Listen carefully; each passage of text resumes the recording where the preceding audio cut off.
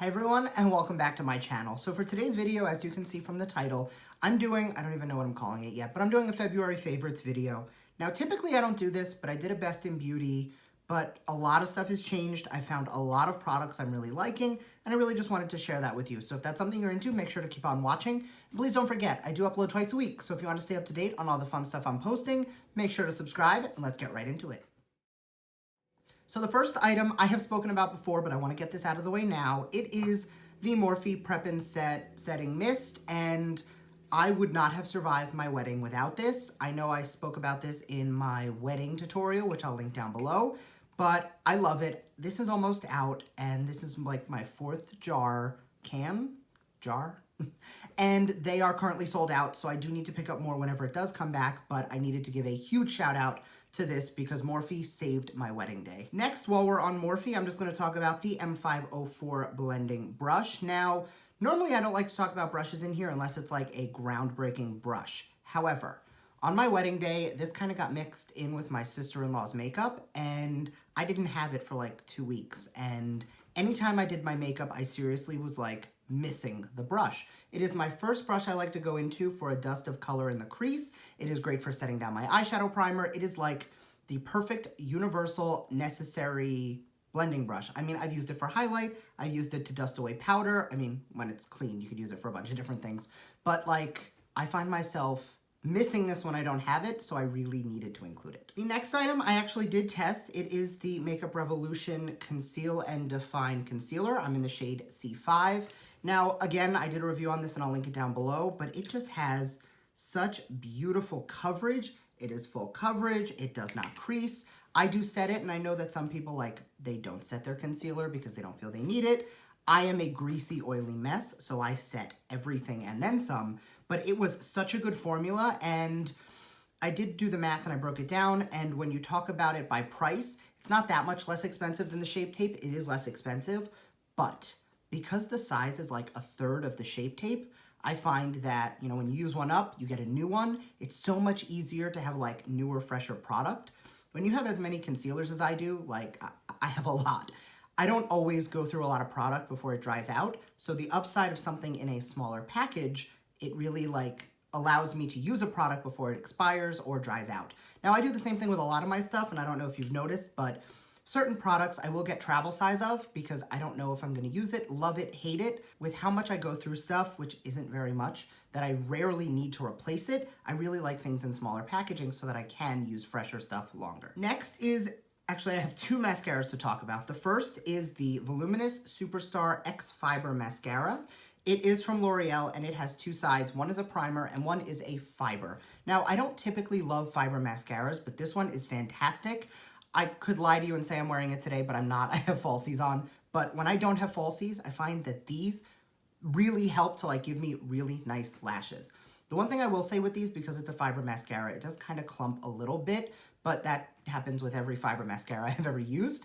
And I like it because I don't like a super, like even the falsies I chose. You can see that I like, you know, bunches and clusters of lashes. I don't want like every lash to be spidery and long. I really want it to be just this beautiful, full lashes that have a nice curl to them, and they don't necessarily need to be like super separated, so I really like this. The other mascara I'm going to talk about, I did pick up the It Cosmetics Tightline Mascara, which is a tiny little mascara, and I found out that they had a NYX version, which is called the Skinny Mascara, which has a very similar wand, and honestly, I prefer this one. Now, it is like a third of the price, but it's better. I find that it goes on smoother. It really like causes this beautiful full spidery look on the lower lashes, which I do like. And for the longest time, I was very like anti a lower lash line mascara. Like I wouldn't put it on at all because my lower lashes are so faint. But like this one, I think it just gives me the perfect amount of dimension, especially when I'm doing something like this, which is very dark and smoky. I do want my lashes to show a little bit more. So the first highlighters I'm going to talk about today are the Physicians Formula Butter Highlighters. I have 2 of the 4. This one is in Rose Gold, and this one is in Champagne. I'm going to swatch both of them. Now, they are clean finger, very buttery. I mean, it's called the Butter Formula. And this is going to be one of the smoothest highlighters ever. Now, obviously, this is the Rose Gold, and this is the Champagne. but you see how they catch the light beautifully. I am wearing them on my face today, but they are just so soft. The one thing I don't love is they don't have the same coconutty smell that the butter bronzer has, but honestly, added fragrance is just another thing on the skin. Is it really necessary? No. But for drugstore highlighters, like, it's just such a pretty, natural, warm glow to the skin, very like dewy and alive. You can build it up to metallic, obviously, but like today, for me, this is actually a pretty soft looking highlight. And I know that like, for me, doing natural and soft is kind of a big deal, but I'm really liking how this is looking. The other highlighter I'm talking today is from Artist Couture. It is a Diamond Glow powder in the shade Coco Bling. Now, I have been loving Illuminati and Conceited for a very long time. I've used them many times on my channel, but this is a very iridescent white. And now, I don't typically like a very frosty white highlighter, but this one, I will just show you, just such a little bit just adds such depth to the face. And like all of the colors do, but like this one, you don't get a white cast when you look forward. And then as you turn, it builds up any other highlighter so nicely. And now like I've been using Flexitarian for a very long time. Everybody knows I love it. Like I think I used that in my first video ever. But it's so creamy and beautiful. Sometimes I want something that's just a little lighter, and this, you can build it up, don't get me wrong, but this just, it sits on the skin so nicely that like, I feel like every single day I'm grabbing for this over and over and over again. So the next product is the Hank and Henry, it's the Alter Ego Trio, and this is the El Jefe one, which is a black shadow, a like shimmery silver, and the one thing I don't love is you can't really get the bottom open, but honestly, like, it keeps you from getting powder everywhere. I had to pull out my tweezers. So the bottom is a Luster Lights, which is a pearlized shimmer with pearls and sparkle, and I'm just gonna swatch this. Like, I literally just tapped my finger in it, and the Luster Lights just gives you this beautiful iridescence. Like, I've used this as a highlighter. I've used it on the lids. Honestly, I'm in love with it. The black and the, I guess, charcoal shimmer is what I have on the lids today with some olive greens that I got out of the Dare to Create from Morphe, but they are just such a pretty pigmented black. It goes on so well. It blends out like a dream. Like there's literally nothing wrong with these. I know that he just launched 3 new shades, which means now there are 6, but if nothing else, you need this one because it is the perfect matte black shadow. And the Luster Lights is beautiful. Now, I don't get a lot of use out of this shade, Pressed Pearl, which is this one in Si Se Puede, which, I mean, when you go into it, it is a beautiful charcoal shadow. It's got a nice shimmer to it. It's very pretty. It's very pigmented. It blends well. All that stuff I said about the other stuff is still true. However, I just don't really reach for it. The other Luster Lights and the black, I grab all the time. Okay, last 2 products are both lip products. One is the Fenty Universal Gloss Bomb.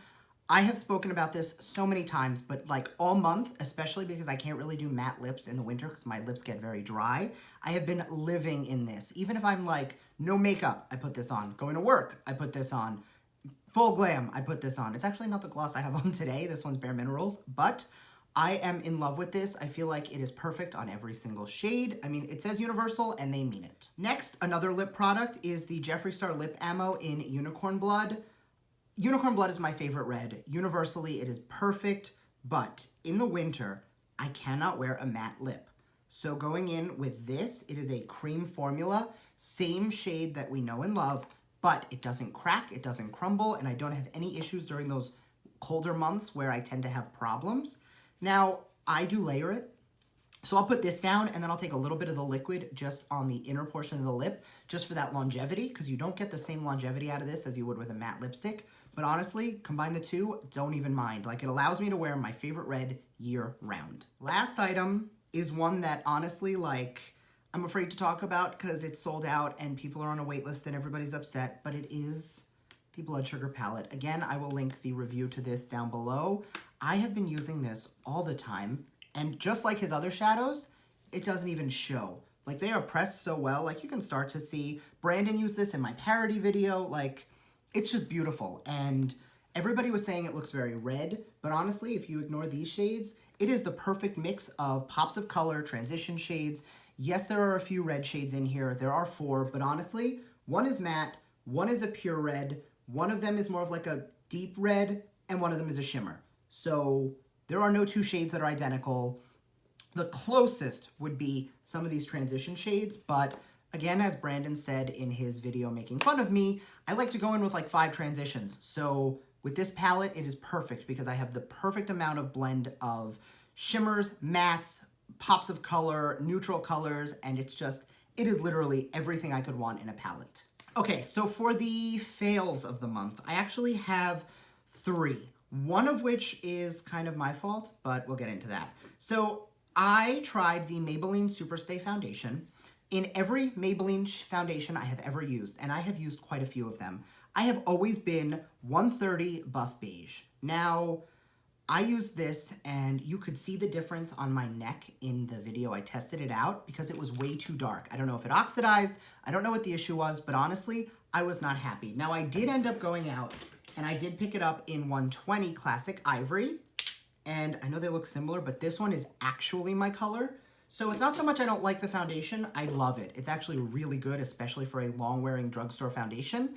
My only problem is I don't love when things oxidize, especially with something like Maybelline, where I have been using Maybelline, the Fit Me stick in 130 Buff Beige. I'm not even gonna dive for it, but I have 130 in the Fit Me Matte and Poreless.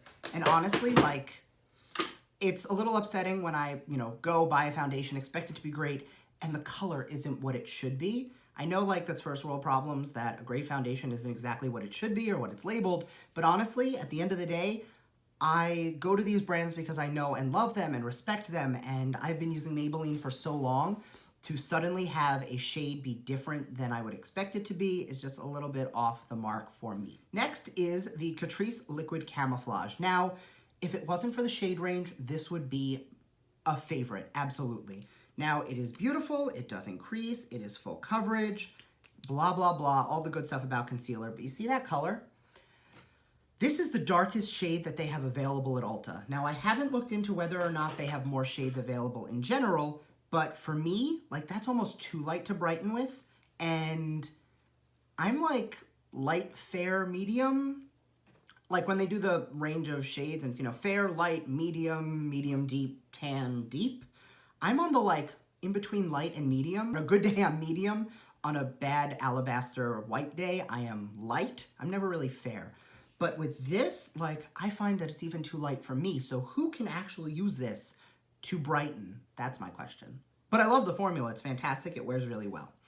Last item is also complexion, and it is the Mega Cushion Foundation from Wet n Wild. Now, I really liked this. I love the way it applied. I love the fact that it is a sponge applicator of a compact foundation. I really like it. And from cushion foundations, it's something I do want to try more of. However, nowhere in the marketing, in the advertisements, in anything I saw, even the display at the store, did they say that this was a dewy or radiant foundation. Now, I really get greasy. So for me, I want a product that's going to be super matte, super dry. I add a lot of highlight so that I have glow to the skin, but I don't want it to glow anywhere else. I'm using a good foundation combo today, and I already see I'm starting to get a little bit oily. So why would I want a dewy or radiant foundation? Now, if I would have known it was dewy and radiant, I could have avoided it, but I put it on, I set it down, and within 10 minutes, I was already glowing, and that's a problem for me. Now, I did end up baking my whole face with it and trying it a second time, and it has beautiful coverage. It wears really well, so if you are more on the dry side and you want to be shimmery, this is great.